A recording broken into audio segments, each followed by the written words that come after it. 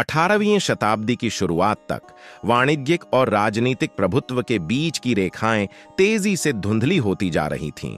English east India company सहित कई यूरोपीय व्यापारिक कंपनियों ने तटीय चौकियां स्थापित कर ली थीं।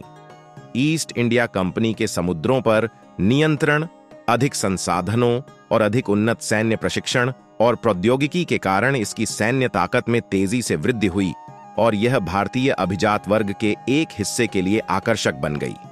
ये कारक कंपनी को 1765 तक बंगाल क्षेत्र पर नियंत्रण हासिल करने और अन्य यूरोपीय कंपनियों को किनारे करने की अनुमति देने में महत्वपूर्ण थे। बंगाल के धन संपदा तक इसकी पहुंच और इसके बाद इसकी सेना की बढ़ती ताकत और आकार ने इसे 1820 के दशक तक भारत के अधिकांश हिस्से पर कब्जा करने या अपने अधीन करने में सक्षम बनाया।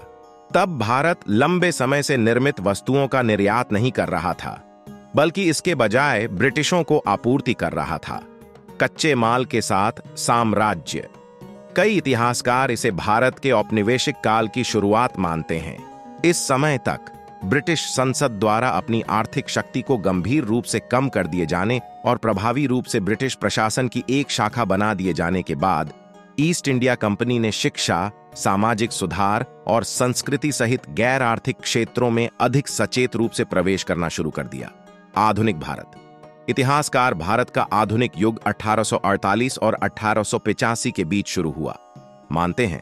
1848 में ईस्ट इंडिया कंपनी के गवर्नर जनरल के रूप में लॉर्ड डलहौजी की नियुक्ति ने एक आधुनिक राज्य के लिए आवश्यक परिवर्तनों के लिए मंच तैयार किया। इनमें संप्रभुता का सुदृढ़ीकरण और सीमांकन, जनसंख्या की निगरानी और नागरिकों की शिक्षा शामिल थी। तकनीकी परिवर्तन, उनमें से रेलवे, नहरें और टेलीग्राफ यूरोप में उनके आगमन के कुछ समय बाद ही शुरू किए गए थे। हालांकि इस दौरान कंपनी के प्रति असंतोष भी बढ़ गया और 1857 के भारतीय विद्रोह की शुरुआत हुई। आक्रामक ब्रिटिश शैली के सामाजिक सुधारों, कठोर भूमि करों और कुछ अमीर जमींदारों और राजकुमारों के सारांश उपचार सहित विभिन्न नाराजगी और धारणाओं से तंग आकर विद्रोह ने उत्तरी और मध्य भारत के कई क्षेत्रों को हिलाकर रख दिया और कंपनी शासन की नींव हिला दी। हालांकि 1858 तक विद्रोह को दबा दिया गया, लेकिन इसके कारण ईस्ट इंडिया कंपनी का विघटन हो गया और भारत का प्रशासन सीधे ब्रिटिश सरकार के हाथों में चला गया। एकात्मक राज्य और एक क्रमिक लेकिन सीमित ब्रिटिश शैली की संसदीय प्रणाली की घोषणा करते हुए नए शासकों ने भविष्य की अशांति के खिलाफ सामंती सुरक्षा के रूप में राजकुमारों और जमींदारों की भी रक्षा की। बाद के दशकों में सार्वजनिक जीवन धीरे धीरे पूरे भारत में उभरा, जिससे अंततः स्थापना हुई 1885 में भारतीय राष्ट्रीय कांग्रेस की।